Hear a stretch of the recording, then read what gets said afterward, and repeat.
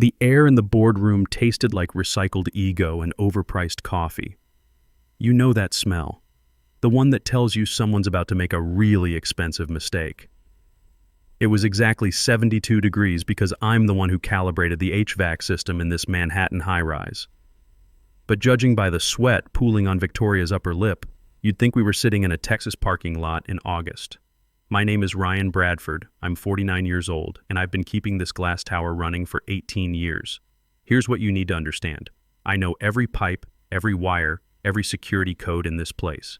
I can tell you which elevator makes that clicking sound on the 23rd floor and why the water pressure drops every Tuesday at 2 p.m. This building isn't just where I work, it's what I do. Victoria Adams, our brand new VP of Corporate Optimization, was standing at the head of the mahogany conference table. She'd been here all of 3 months, transferred in from our Chicago office with a fancy MBA and an attitude problem. Picture one of those people who thinks buildings maintain themselves through positive thinking and cost-cutting spreadsheets. You've met the type. She was vibrating with that specific energy of someone who drinks too much coffee and makes too many PowerPoint slides. In her hand was a remote control she was waving around like a magic wand, pointing at a pie chart that looked like it was drawn by a sugar-high 5-year-old. I was standing near the door, checking the electrical load balance on my tablet. The south wing was pulling more amps than usual. Probably Jenkins in accounting running that space heater again, even though I've told him 20 times it's overloading the circuit. Just minding my own business when Victoria's voice cut through the room like fingernails on a chalkboard. "Fix the printer, old-timer." Those words hit the room like a slap. She wasn't even looking at me, just gesturing wildly at her disaster of a presentation while barking orders. "And fetch me some sparkling water. Not the tap garbage. Here's the thing. When someone calls you old-timer in front of a room full of suits, they're not being friendly. They're putting you in your place. At least, they think they are." The room went dead quiet. You know that moment when everyone suddenly becomes very interested in their coffee cups? The other executives, a collection of gray suits and nervous energy, shifted in their Herman Miller chairs, trying to avoid eye contact. They knew. Every one of them knew I wasn't some maintenance guy who wandered in to fix a broken copier. They knew I was the facilities director. I had the master keys hanging from my belt, the security codes memorized, and override access to every system in this 42-story building. I could shut down the elevators, kill the lights, or lock every door between here and the street with a few taps on my tablet. But Victoria? Victoria was new. Victoria thought infrastructure was just another line item on a budget report. I didn't move, just stood there staring at the back of her head. She had one of those expensive haircuts that's supposed to look effortless but costs more than most people make in a week. The kind that screams, "I have an opinion about everything," and the credentials to back it up. "Did you hear me?" She spun around, eyes wide with that manic look of someone who's had too much caffeine and not enough sleep. "Printer. Water. Now. We have Japanese investors coming in 20 minutes, and this presentation looks like hot garbage." I looked down at my ID badge. It was clipped to my belt, right next to my keyring and multi-tool. Clear as day, Ryan Bradford, Director of Facilities. But to Victoria, any guy over 45 who wasn't wearing a suit and tie was just the help. "The printer is network managed, Victoria," I said, keeping my voice level. "It's not broken. You're trying to print A3 onto letter-size paper. User error." She blinked. For about half a second, her brain tried to process what I'd just said, but it hit the wall of her arrogance and bounced right off like a rubber ball. "I don't care about the technicalities. Just fix it. Get the water. Do I have to do everything myself around here?" That's when something clicked. Not anger. Anger burns hot and fast, then it's gone. This was colder, more calculated. Like when you're troubleshooting a complex system and suddenly you see exactly where the problem is. See, here's what Victoria didn't understand. In my line of work, the things you don't see are the things that can hurt you. Black mold behind drywall, carbon monoxide leaks, electrical faults that start fires, or a middle-aged guy with administrative access to every system in the building. I could have explained that I was there to inspect the window seals that had been leaking during last week's storm. Could have pulled rank, shown her my credentials, made her look stupid in front of her audience. But then I looked at her standing there in her power pose, guarding that chair at the head of the table like it was a throne. Something told me to play the long game. "Fine," I said. The word tasted like copper pennies, but I forced a smile. The kind of smile you give when you've just decided someone needs to learn a lesson the hard way. "I'll get your water, Victoria." Sparkling. So anyway, that's how it started. With sparkling water and a woman who thought she was smarter than everyone else in the room. Turned out she was wrong about that. I turned and walked out of that boardroom, the heavy glass door hissing shut behind me like it was sealing in all that hot air Victoria was blowing around. But I didn't head to the break room like she expected. Instead, I went straight to the service closet down the hall. Here's what you need to know about building management. The real control center isn't some fancy executive office with floor-to-ceiling windows. It's usually a cramped closet that smells like industrial cleaner and old coffee tucked away where nobody important ever thinks to look. I slipped behind the utility sink and opened the hidden control panel. My tablet lit up with the building's vital signs, electrical loads, water pressure, HVAC zones, security systems. This building was my organism, and I knew every heartbeat. I pulled up the environmental controls for boardroom B. Temperature, 72 degrees. Victoria wanted sparkling water? Fine. I'd give her something to really sweat about. I dropped the temperature exactly 3 degrees. Not enough to trigger any alarms, but just enough to make her nipples stand at attention and her confidence shrink a little. You've got to appreciate the subtle approach. It's like seasoning. A little goes a long way. So anyway, I headed to the break room to get her precious sparkling water. As I poured the Perrier into a glass, I caught my reflection in the chrome refrigerator.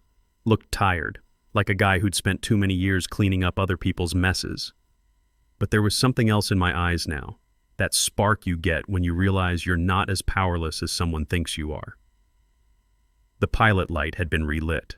I walked back into the boardroom and set the glass down in front of Victoria with a coaster because I'm not an animal. She didn't even look at me, just grabbed the water while continuing to shout at her team about synergy and optimization and all the other buzzwords MBAs use when they don't actually know how to do anything. "About time," she muttered, taking a sip. "You're welcome," I said quietly. I didn't take my usual spot at the conference table. Instead, I stood against the back wall, becoming part of the furniture. That's where the real power is, in being underestimated. Let her think I was just the maintenance guy. Meanwhile, I was making mental notes of everything I was seeing and hearing. Here's the thing about corporate types like Victoria. They think buildings run themselves. They have no idea that keeping a 42-story office tower operational is like conducting a symphony orchestra, except half the instruments are 30 years old and the other half are made by the lowest bidder. Every system depends on every other system, and if you don't understand that, you're going to make some very expensive mistakes. Most people think a skyscraper sleeps at night. Lights go out at 6 p.m., commuters flood the subway, and the building just stands there waiting for morning coffee and fresh complaints. Those people are wrong. A building never sleeps. It breathes, it digests, it processes. The HVAC systems shift into night mode. Elevators run diagnostic cycles. Data flows through fiber optic cables like blood through arteries. Security cameras sweep and record. Emergency lighting tests itself. Water pumps cycle. Backup generators exercise their engines. I was down in the basement security center at 11:30 p.m., 3 levels below street level where the air smells like ozone and old electronics. This was my cathedral, and tonight I was hearing some very interesting confessions. You seeing this, Ryan? Kevin Brooks, our night security chief, was eating what looked like the saddest ham sandwich in Manhattan while watching a wall of monitors. Kevin was built like a vending machine and had a mustache that belonged in a 1980s police drama. Ex-military like me, which meant he understood the value of proper documentation.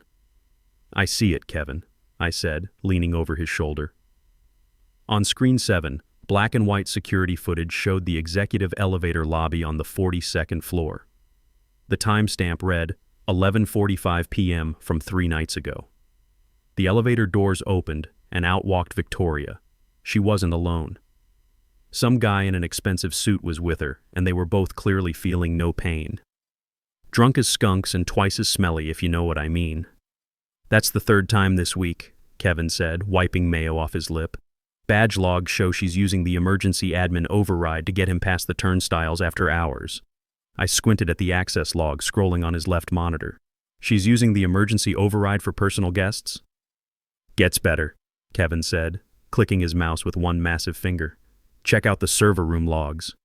My stomach did a slow roll. The server room on 42 wasn't just some closet full of blinking Christmas lights. It housed the proprietary trading algorithms for two of our biggest tenants, investment firms that paid premium rent specifically for that level of security. It was supposed to be a digital Fort Knox. The access log showed entry at 12:20 a.m. User V. Adams. Why is the VP of Corporate Optimization going into a high-security server room at midnight? I asked, though something told me I really didn't want to know the answer. Kevin switched camera feeds to the interior of the server room. The screen flickered, then showed the space between the humming server racks. In the corner where the heat exhaust vents create a nice warm draft were two figures getting very friendly with each other. "Oh, for the love of..." I groaned, pressing my palms into my eyes. "She's using the server room as a hotel room. Creates a static discharge risk," Kevin added helpfully. "Synthetic fabrics, friction, sensitive electronics.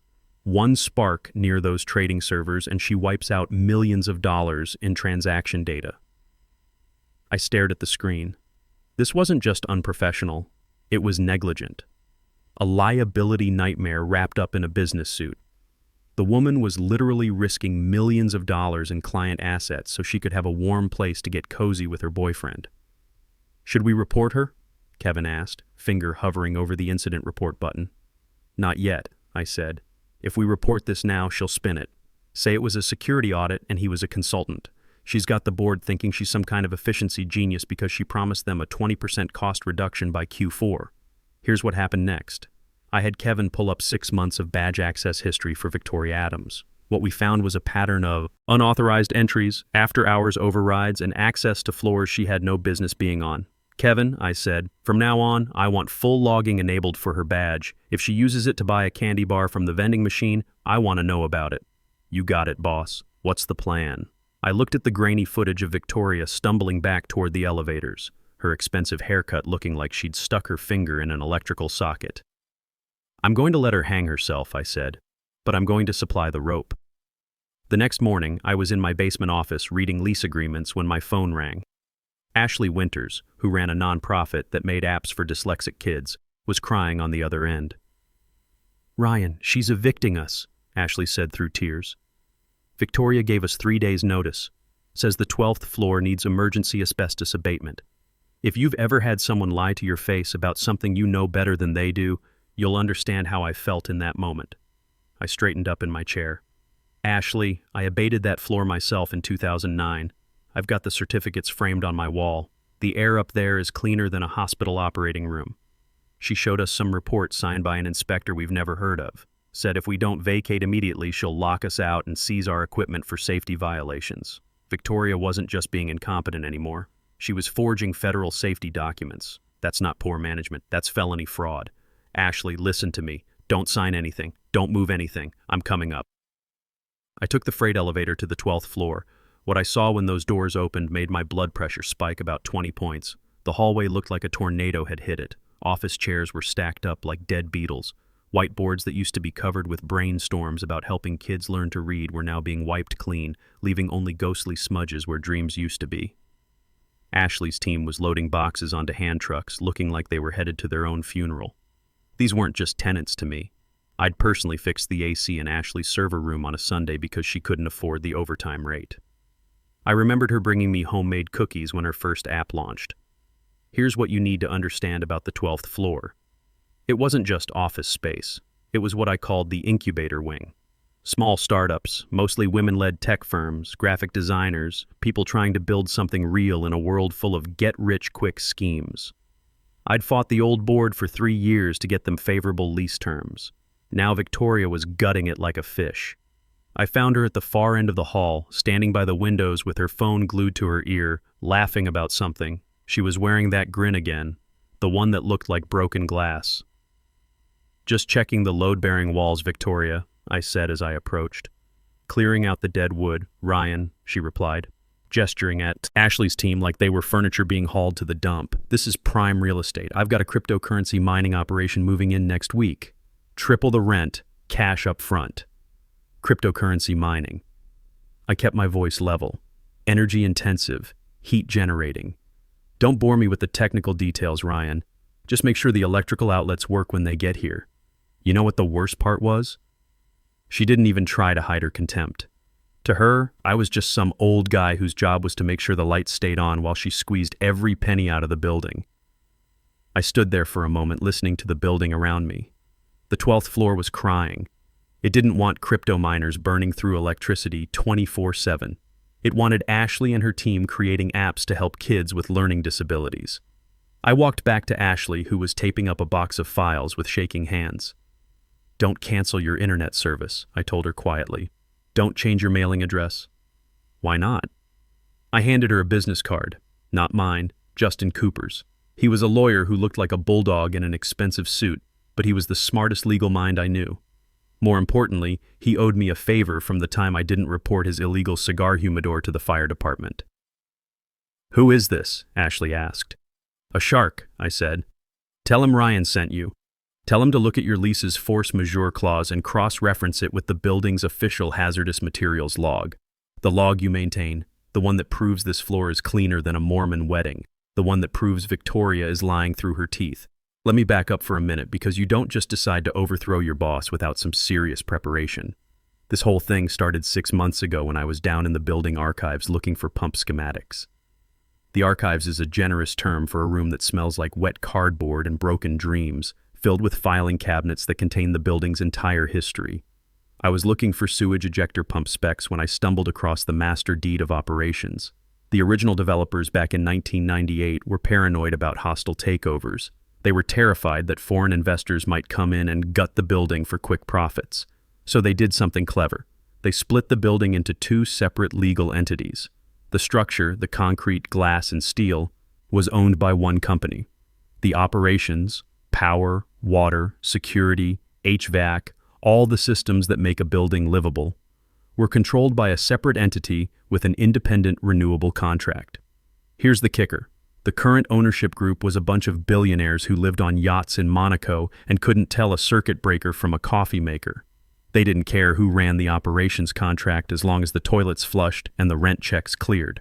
I looked at my bank account that night. Military pension, 18 years of careful investing, my dad's life, 18. Insurance money that I'd never touched. It wasn't buy a skyscraper money, but it was definitely buy an LLC money, so I formed Bradford Infrastructure Solutions, registered it to a P.O. box in Delaware, listed myself as managing partner. Then I bid on the operations contract renewal. I lowballed the proposal just enough to be attractive without looking suspicious. Promised efficiency upgrades and legacy knowledge retention. All the corporate buzzwords that make accountants happy. The Monaco board rubber-stamped the contract without even reading who was signing it. For the last 5 months, I hadn't just been the facilities director. Technically speaking, I'd been the vendor, the exclusive bonded provider of every service that kept the building operational. Victoria thought she was the boss. Really, she was just another tenant. And tenants can be evicted.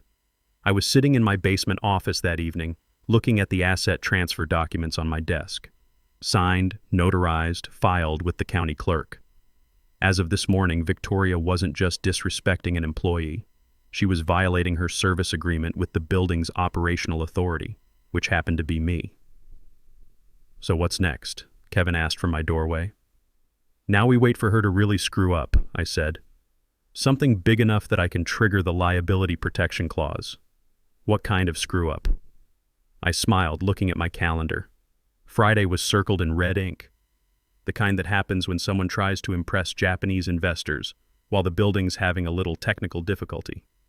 Friday morning, 8:45 a.m.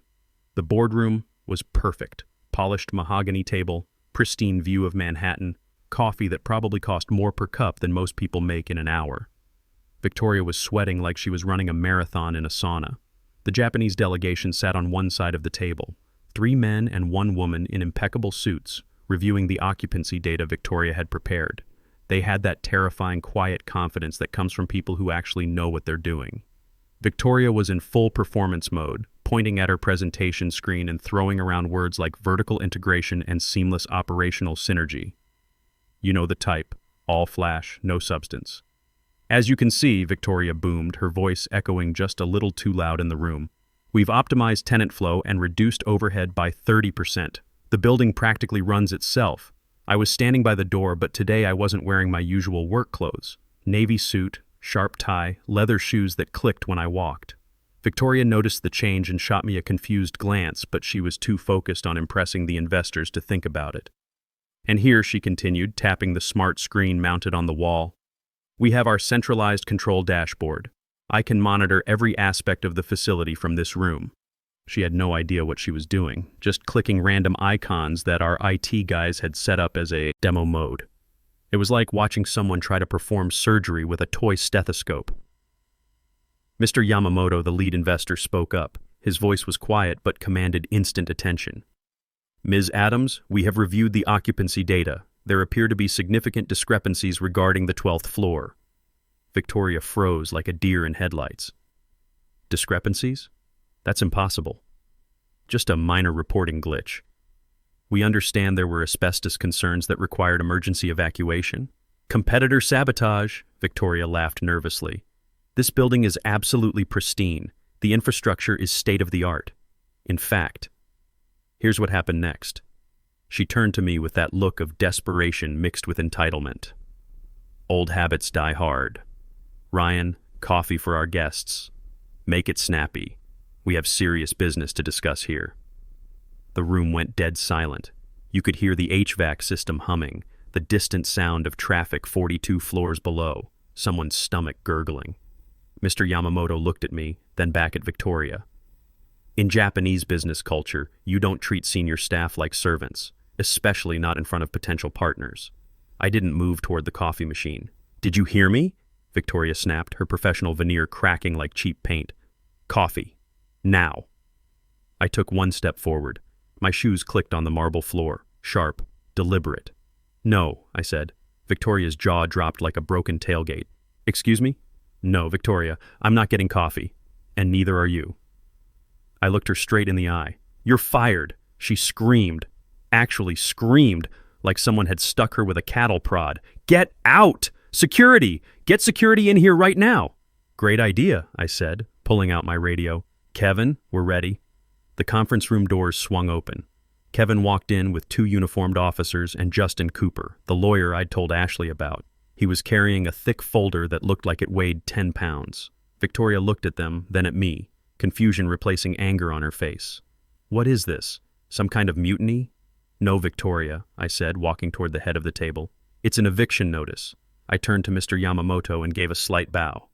Mr. Yamamoto, I apologize for the deception. The occupancy data you received is falsified. The 12th floor was illegally cleared using forged safety documents, and the woman before you has been violating federal regulations for months. She's lying, Victoria shrieked like a banshee. She's just a disgruntled janitor. She's completely insane. Ms. Adams, I said, my voice cutting through her panic like a laser beam. Please sit down. You're in my chair. The silence that followed was heavy enough to crush diamonds. Victoria stared at me like I'd just started speaking ancient Greek. Your chair? She sputtered. I walked past her to the head of the table. I could smell her fear. It reeked of desperation and that expensive perfume she wore to cover up the fact that she had no idea what she was doing. I placed my tablet on the mahogany surface with a solid thud that echoed through the room. Security, remove her, Victoria yelled at Kevin. Kevin folded his massive arms and shook his head. Sorry, ma'am. I take my orders from the building's operational authority. That's not you. Actually, I said, swiping my tablet screen, you sign purchase orders. I sign the real checks. The room transformed. The harsh fluorescent lighting shifted to warm amber. The window blinds automatically adjusted to cut the glare hitting Mr. Yamamoto's face. The demo screen vanished, replaced by live building diagnostics. Red error codes, unauthorized access warnings, security violations, all tagged with user V. Adams. What are you doing? Victoria whispered. Demonstrating actual operational control, I said. That seamless integration you were bragging about. I tapped another icon. The main screen displayed security footage from the server room. Victoria and her friend getting cozy next to million-dollar trading equipment. The timestamp, location coordinates, fire safety violations. The Japanese delegation gasped audibly. That's a deep fake, Victoria stammered, backing away from the table. And this, I swiped again, showing the email chain between Victoria and her shell companies, was sent over the building's network. Per the service agreement you signed but never read, all network data belongs to the Operational Authority for security auditing purposes. I looked up at her from my seat. She was trembling, stripped of power and dignity. Mr. Yamamoto closed his folder and stood up. Ms. Adams, we cannot proceed with any entity that operates with such irregularities. He turned to me. Mr. Bradford, perhaps we should reschedule when we can discuss business with the appropriate authority. We should, I agreed. But first, let's handle some housekeeping. Justin stepped forward with his papers. This is a termination notice for cause, a cease and desist order, and a restraining order barring you from any property managed by Bradford Infrastructure Solutions. You can't do this, Victoria whispered. I'm the VP. I have contracts. You were the VP, I corrected. Now you're trespassing. Your badge is deactivated, your login is wiped, and your BMW has been towed from the executive parking spot. Kevin and the officers escorted her out. No drama, no handcuffs, just a professional removal of someone who didn't belong there anymore. After the door closed, I turned to the Japanese investors. Gentlemen, the building is operating at 98% capacity with legitimate tenants. The 12th floor will be fully restored by Monday morning. The meeting lasted another hour. The deal was signed with new oversight provisions and a direct reporting structure that bypassed any future Victorias. I rode the elevator down to the lobby as the sun was setting. Through the windows, I saw Ashley standing outside with her team, looking confused but hopeful. Ashley, I called out, you got Justin's call? He said we can move. Back in Monday? With a 2-year rent freeze? Infrastructure apology, I said, smiling. Plus, I'm upgrading your server room cooling system. She hugged me. A real hug. That evening, I was back in my basement office with a glass of whiskey I'd been saving for a special occasion. Kevin knocked on my doorframe. So what happened to Victoria? I took a sip and smiled. Last I heard, she was working temp jobs in Newark. Turns out when you burn bridges with forged federal documents, you run out of places to cross. I pulled out my tablet one more time and tapped the building's master control. Floor by floor, the lights dimmed in a cascading wave, a goodnight salute from the machine to its master. You know what the best part was? The building was humming again. Happy. Content. Running the way it was supposed to, with someone who understood that infrastructure isn't just pipes and wires. It's about respect. And sometimes, when people forget that, the building finds a way to remind them who's really in charge. That's the story. Sometimes the system works exactly as designed. You just have to know how to read the manual.